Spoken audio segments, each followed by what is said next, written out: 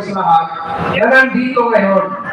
You know, I'd like to begin with this, although di pa natin nakikita yung video, but there's a particular verse in the Bible that says that God is able to let the enemies fight against themselves. In other words, yung patayan, kumbaga, in the context of the Bible, nangyari within the context in a battle na may kalaban sila, kaya lang yung mga kaaway, sila mismo ang nagtirahan because the people allowed the hand of God to move. And what we are seeing right now is the hand of God moving. Tama ba? Nagsalita si Saldico, tapos ngayon marami pang magsasalita. Okay? Nagpapasalamat ba tayo po that?